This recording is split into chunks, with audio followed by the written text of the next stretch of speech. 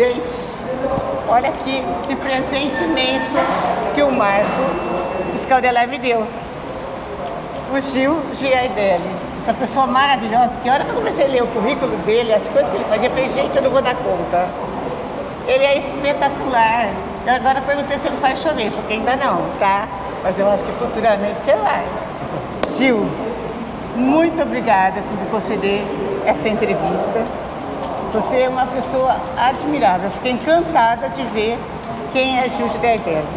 Obrigado, Denise. É uma honra estar aqui com você.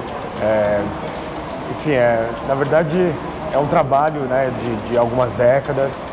Esse trabalho de roboticista, de professor, de escritor. É um presente que a vida me deu. Se eu voltasse várias vezes nessa vida, eu gostaria de ser professor novamente. E aí eu tenho condições de conhecer pessoas como você, que está aqui no seu canal. Muito obrigada, eu também estou muito feliz. Você nasceu onde? Eu nasci bem na capital de São Paulo, no centro de São Paulo, na década de 70. Eu vi o que seria o auge e o perigeu do centro de São Paulo. Então eu nasci ali no meio da arte, no meio dos boêmios, mas sempre com meu pai me incentivando a coisa mais importante, que é estudar. E aí com isso eu tive o privilégio de estudar fora, né? Depois tive o privilégio Então, e onde foi tua formação?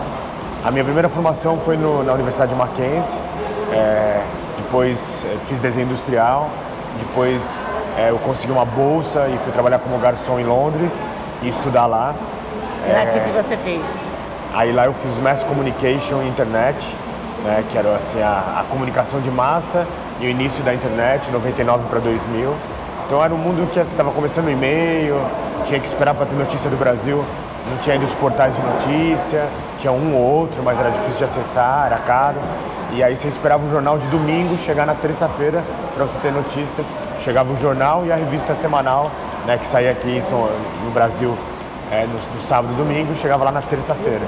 E aí foi um momento bacana de ver que estava começando uma nova era, que era a internet comercial. Você mudou tudo, né? Mudou tudo a vida da gente. Primeiro foi a pandemia, mas agora está muito mais digital, não está? Agora nós estamos vivendo, Denise, o que chama Web 3. Nós tivemos a Web 1.0, que foi aquela internet iniciada na década de 40, a internet que conectou primeiro os centros de defesa americana, depois os centros acadêmicos. Aí nós tivemos a Web 2, que é chamado da democracia das redes sociais, das mídias sociais. Então, essas mídias sociais que a gente tanto usa. E agora a Web 3 é uma aceleração do que nós chamamos da economia da inteligência artificial, da sociedade 5.0, do metaverso, do NFT, do blockchain, uma nova era, um novo mundo. E você começou em Londres ou depois de Londres você veio para cá e começou essa nova era? Eu voltei para o Brasil, né, e fiquei lá um pouco mais de 3 anos. E ali, né, consegui um belo de emprego numa multinacional, mas eu comecei a ver que existia uma grande oportunidade de empreender. E aí eu comecei a fazer empresa, tive uma pioneira empresa sobre o conceito de marketing digital, vendi ela, uma outra grande. Depois fui criando, e aí fui convidado para entrar na academia, para dar aula. E ser professor, né? E aí fui ser um dos pioneiros e hoje eu tenho tenho empresas, sou um roboticista, a gente trabalha no meu laboratório com mais de 12 tipos de robô e as aulas também. O que é esse robocista? Como que é que faz? Que jeito faz? Por exemplo, nós temos a Pepper, é uma robô de mais ou menos o meu tamanho e ela trabalha com várias empresas. Ela ajuda, por exemplo, aqui no Brasil já fez projetos com uma companhia aérea para receber as pessoas e a gente ensina a inteligência artificial dela. O português do Brasil, como qualquer língua, tem as suas peculiaridades. Veste a calça e calça o tênis. Então a gente vai ensinando a máquina a inteligência artificial. Nossa, que lindo! E agora sim, quantos livros você tem? Eu tenho 2 livros individuais e já são 6 livros coletivos. Então, livros que eu escrevi com vários especialistas, né? E aí teve o primeiro livro individual, que foi Você é o que você compartilha. E agora acabou de sair do forno e estamos lançando aqui no LID o Pensando o Impensável. Foi por isso que eu fiquei sabendo, porque foi assim. Eu recebi da sua assessoria de imprensa, da LC, para divulgar teu livro. Aí eu divulguei, coloquei no meu site, que eu tenho um site. Passou uma semana mais ou menos, não, uma semana não, uns 3, 4 dias, a assessoria do Marco passou os banners do que era a programação. Bati o olho na tua foto, no teu banner, na hora que eu estava com eu falei, gente, eu conheço esse moço de algum lugar. De onde que eu conheço? Mas não conheço, esse nome eu conheço. Eu fico aquilo na minha cabeça, conheço, não conheço, porque a gente fica, né, marcado, porque eu trabalho com nome e pessoas. Eu fiquei pensando, tem. Falei assim, gente, esse banner é daquele livro que eu publiquei, daquele cara. Eu vou ver o nome dele para ver. Liguei o computador de novo, só que eu já tinha deletado o e-mail, né? Mas eu nem reparei que estava nos excluídos. Fui lá no site, olhei tua foto, falei, é o Gil. Aí eu peguei, escrevi para a Júlia, da LC, falei, olha, será que eu sou de Catanduva, ele vai no lead, será que eu posso entrevistá-lo? Ela falou assim, olha, vou tentar. Passei o e-mail para a Paty, falei assim, olha aqui, ó, o Júlio respondeu assim, será que você consegue? Aí o Marco me concedeu esse espaço para você. Uma honra, tá aqui, uma honra. Você viu só a ligação como que vale? É o poder da conexão. O poder da conexão. O poder né? das pessoas. É isso que você faz também, né? Eu tenho um grupo bacana de estudos, né? Vários grupos de estudos nasceram nas minhas salas de aula e hoje eles estão espalhados pelo mundo. Ajudei muitas empresas a serem formadas, algumas vendidas. E aí o Pensando o Impensável, que é o livro, ele nasceu antes da pandemia, mas durante a pandemia eu consegui colocar ele no papel. E junto com ele eu comecei um programa na televisão, na Record News, né, que é todo sábado. Porque você já tinha na Band, né? Você já era... Na Band News eu fiquei lá durante 5 anos, numa coluna de rádio, que era bem bacana. era no rádio, Band Era no rádio, rádio. na Revolução, na Band News FM. E aí chamava Revolução Band News. E aí no meio da pandemia mudou-se as coisas, né, da evolução da vida. E aí eu fui convidado a fazer um programa na Record News, que é de 30 minutos, sobre educação de alto impacto, estudos do futuro e inovação. E que dia que é? Todo sábado, às 23h30. E ele chama O Imponderável. E aí juntou tudo isso e nasceu o livro Pensando o Impensável. Ele fala sobre o futuro inteligente, além da inovação. Ele é um manifesto para a gente combater a progressofobia. O mundo nunca esteve num momento tão maravilhoso, o ser humano, a humanidade, e a gente fala sobre isso. Ah, legal. Se você, hoje em dia está em modo coach, né? Você se considera um coach ou não? Tem muita diferença da sua habilidade com o coach? Não, eu sou um acadêmico, sou um professor, nunca estudei para ser coach, acho que isso é uma profissão muito séria, então eu nunca fiz esse coach. O que eu faço, que não é parecido, mas eu sou conselheiro de empresas, né? Então é do conselho mesmo, então sentar uma vez a cada por mês, acompanhar, ver o crescimento dela, e isso não é um coach, mas é um conselho para a gente tentar levar as empresas a um crescimento exponencial. Você não fez economia, você não tem economia nesse meio? Na verdade eu fiz várias certificações de inteligência artificial, e aí você tem muito sobre economia digital e sobre o que nós chamamos de A-Economy, que é a economia da inteligência artificial. Então você estuda a mudança de Bretton Woods para cá, você tem uma linha bem interessante para entender sobre desemprego tecnológico, mas não sou economista. Lá no e-mail, lá no seu release, está lá que hoje em dia mudou-se muito as formas de comunicação, né? E tem muitas palavras lá que você não me fala aquilo lá, porque é muita palavra diferente. Que é o e-commerce, como que é? Sociedade 5.0. Na verdade, assim, nós entendemos que o mundo muda, palavras falam mais alto do que documentos. São as palavras que marcam uma mudança de era. E a gente está no meio dessa mudança de era. E aí são novas palavras. O e-commerce nem está no livro, já ficou lá atrás. Ficou lá atrás. Agora a gente está falando de outros conceitos, do que nós chamamos dessa sociedade 5.0, que é um projeto do G20, dos 20 países mais ricos do mundo, de que é bem profundo, mas em poucas palavras seria assim: ou o mundo será de todos, ou não será de absolutamente ninguém. E a gente precisa usar a tecnologia para colocar o ser humano no centro de tudo. Então, mas hoje você percebe que esses jovens estão mais conectados, mais trocando ideias, não fica aquela coisa assim, não, eu vou desenvolver tal, eu vou desenvolver isso e isso não mistura com isso? Ou não? Você acha que não?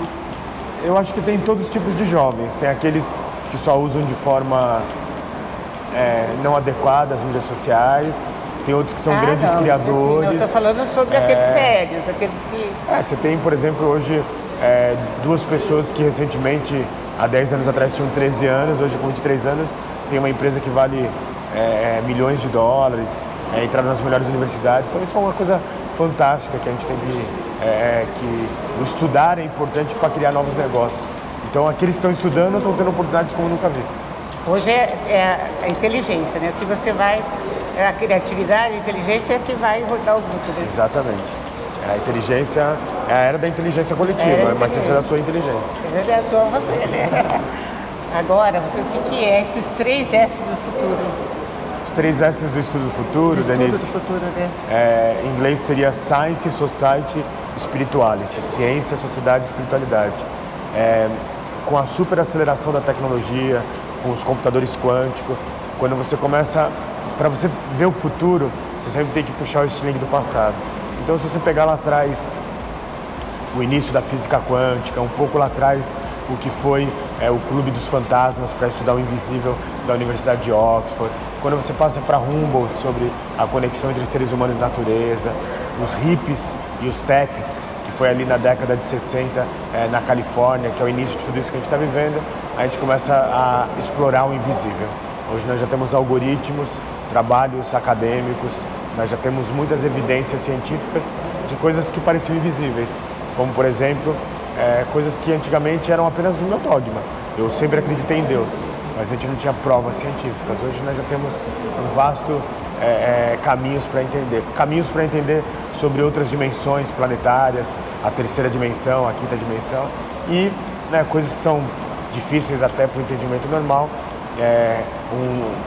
Um super cosmólogo, Carl Sagan, ele dizia que seria um grande desperdício se entre trilhões de corpos celestes só tivesse vida inteligente nesse pálido ponto azul.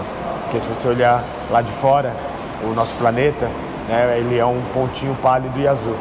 E aí hoje nós já temos provas e evidências que a gente vive numa arena cósmica. E a espiritualidade está muito em alta hoje em dia, né? Estão muito mais... Você não acha? As pessoas, elas de repente, no dia 17 de março de 2020, as pessoas se voltaram para casa. Todo mundo foi trabalhar em casa. E ali começou a primeira reforma, que era a reforma da parede que estava atrás da sua sala de reunião. Só que logo na sequência começou a reforma dos relacionamentos. Pessoas se separaram, pessoas casaram, pessoas tiveram filhos, pessoas se refizeram. Algumas pessoas se recolheram, E ali também começou uma terceira reforma, que foi a reforma do tatear o invisível. O Covid vai deixar um grande legado que nem todos, mas grande parte voltou para essa espiritualidade, para entender que nós somos uma grande aldeia global. Então, olha, eu gostaria que você deixasse assim um recado, uma mensagem para quem está nos ouvindo, porque você tem tanta coisa para fazer, como o nosso tempo é curtinho, porque você está corrido, tem muita gente aqui ao seu redor, o que você deixaria para quem está assistindo uma mensagem de otimismo, de acalento? Se você analisar os avanços científicos, os avanços humanos, sejam otimistas racionais. O mundo nunca esteve tão bem e todos os problemas que a gente está vendo, a gente já tem a probabilidade de solucioná-los. Conseguimos solucionar problemas que eram dificílimos no passado. Então a gente tem que celebrar o melhor da humanidade, que somos nós, as pessoas, e a gente está fazendo coisas inacreditáveis. Então, não existe talvez um tempo tão fantástico para estar vivo. Olha, eu estou achando inacreditável estar aqui com você, tá? Mas eu te agradeço de coração. E olha, eu como acredito em Deus, que Deus te abençoe muito, te ilumina sempre, que você seja uma pessoa maravilhosa. Obrigado, uma honra. Muito obrigada, viu?